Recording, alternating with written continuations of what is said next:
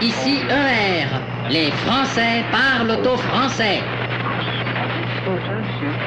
Eh bien, je sors du cinéma et je vous le donne en mille. Quel film ai-je vu? Tout le monde connaît la réponse. J'ai vu La Marge de Ben Yadir, je crois qu'il s'appelle comme cela. De toute façon, il n'y a pas lieu de se souvenir très longtemps du nom du réalisateur qui, malheureusement pour lui, n'a pas beaucoup de talent.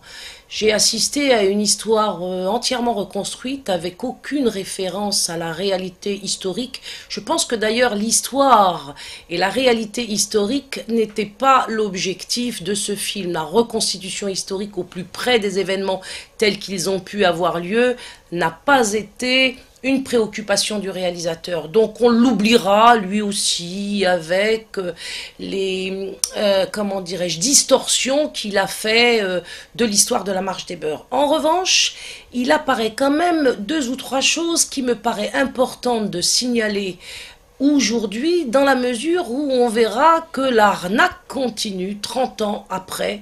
Comme d'habitude, le pouvoir socialiste ne s'amende pas, il poursuit sur la même voie, il veut toujours nous faire prendre, eh bien écoutez, des lanternes pour des vessies. Premièrement, premier anachronisme que j'ai remarqué dans le film, c'est que l'affiche de Convergence 1984, qui a été l'initiative qui a vu le jour un an après la Marche des Beurs et dont j'ai été le porte-parole, est présente dans le décor. Donc on veut non seulement récupérer la Marche des Beurs, mais on veut aussi récupérer une initiative qui, dans la chronologie de ce film, n'a pas encore eu lieu. Décidément, on a peur de rien. Donc, la marche de 83 et Convergence de 84 appartient au Parti socialiste pour peu qu'on cache le fond de toutes ces histoires et en particulier de Convergence, puisque Convergence a été, vous le savez maintenant, l'initiative qui a remis en cause l'idéologie antiraciste et qui en a montré l'imposture. En matière d'imposture, un autre petit détail, si je puis dire, gros détail en la matière, puisqu'à un moment donné, une jeune marcheuse, une beurette, se retrouve dans un état que personne ne s'explique et qui finalement va s'effondrer aux pieds de ses camarades et on découvrira dans son dos une croix gammée dessinée à la lame de rasoir. Un événement qui n'a jamais été réel dans la Marche des Beurs.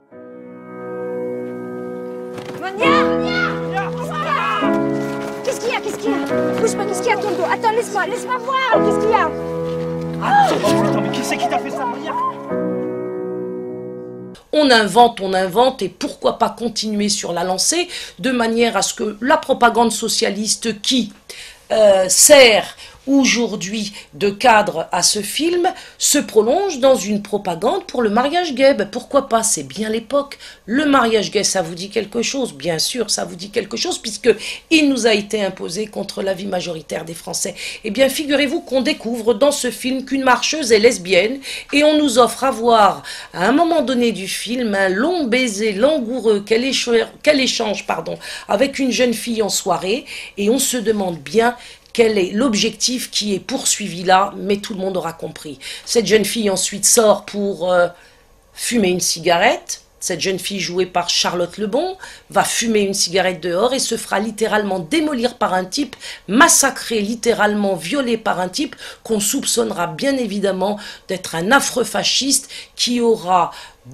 un esprit homophobe et qui voudra faire payer à cette fille sa préférence et son orientation sexuelle. C'est vraiment du foutage de gueule. Et dans cette marche, on verra à notre plus grande surprise lors de son arrivée à Paris, à Montparnasse, des pancartes, des banderoles, des slogans égalité contre le racisme, et au milieu de cette vague enthousiaste pour l'égalité et contre le racisme, on verra le drapeau arc-en-ciel du lobby LGBT. Oui, à l'égalité, non, non, le racisme. Un anachronisme, certainement pas, vous l'avez compris, une dimension de la propagande supplémentaire dans ce film, favorable au PS. Ce film est aussi favorable au mariage gay. Aujourd'hui, c'est le mariage gay, qui est un arbre qui cache évidemment la forêt. Et d'une certaine manière, je l'affirme même, il y a une nette convergence entre les finalités de la Marche des Beurs et la mise en place aujourd'hui du mariage gay en France. On y verra à plusieurs reprises également des symboles de SOS Racisme. Vous aurez remarqué dans les rues de Paris notamment et dans les grandes villes les affiches où Jamel Debbouze et Charlotte Lebon, la fameuse lesbienne qui en embrasse une autre au cours d'une soirée arrosée pendant la marche. On verra ces deux personnages quasi principaux du film se présenter sur l'affiche en mettant en avant la fameuse main SOS touche pas à mon pote qui avait été une création de l'Élysée à l'arrivée de Convergence 84 lorsqu'il a été question pour l'Élysée d'en finir définitivement avec le mouvement Beur, avec le mouvement de la seconde génération, avec le mouvement des quartiers populaires. Autant ne pas aller voir ce film, vous y perdrez de l'argent et de l'intelligence, sans doute y pleurerez-vous un peu, car tout est fait justement pour que vous en sortiez larmoyant en ayant vraiment perdu votre dignité, le mensonge ayant atteint son comble. Le film La Marche n'a pas d'intérêt cinématographique, l'écriture est vraiment médiocre, les acteurs ont un rôle extrêmement caricatural et leur jeu n'a pas connu une véritable direction d'acteur intéressante. Dans tous les cas, vous y perdez beaucoup, restez à la maison, puis je sais pas, ouvrez un bouquin, un bon.